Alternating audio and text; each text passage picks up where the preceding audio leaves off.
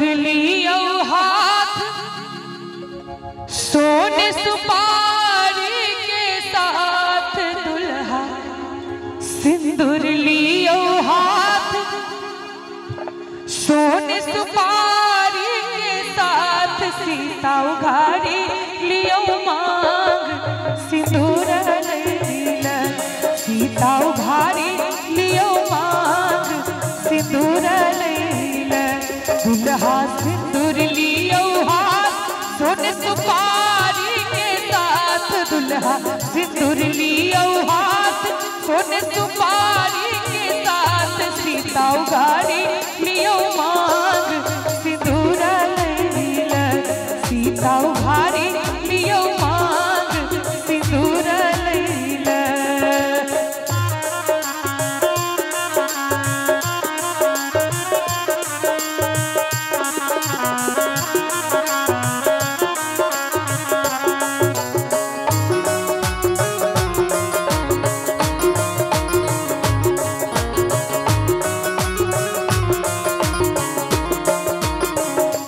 सीता के मेहंदी लागल हाथ माथे बिंदिया शोभे साथ सीता के मेहंदी लागल हाथ माथे बिंदिया शोभे साथ सीता उघारी लियो मांग सिंदूर लीला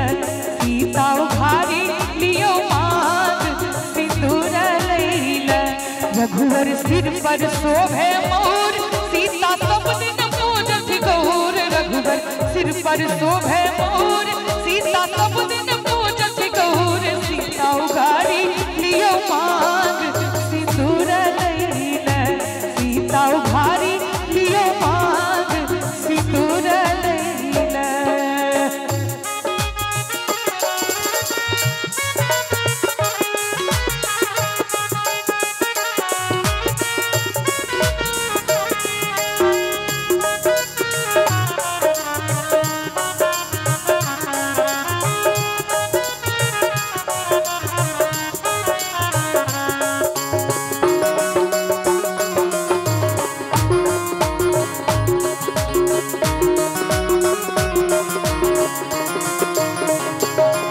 जी फैसला आसन माढ़ प्रीत मुकुट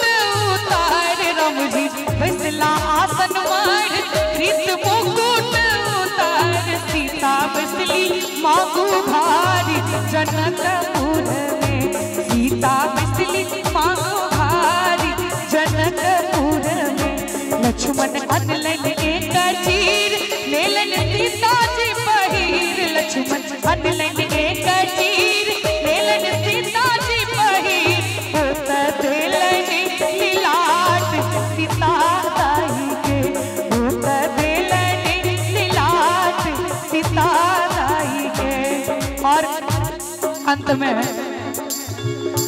बाबा करियो कन्यादान सुबह सुबह के खइयो पान बाबा करियो कन्यादान सुबह सुबह के खइयो पान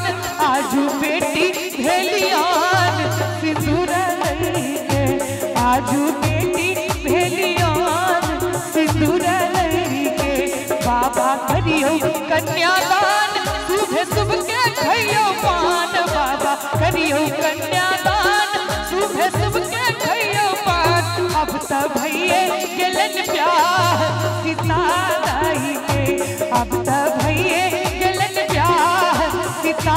दाई के सीता उघारी लियो मांग सिंदूर लीला सीता उघारी लियो मांग सिंदूर लीला।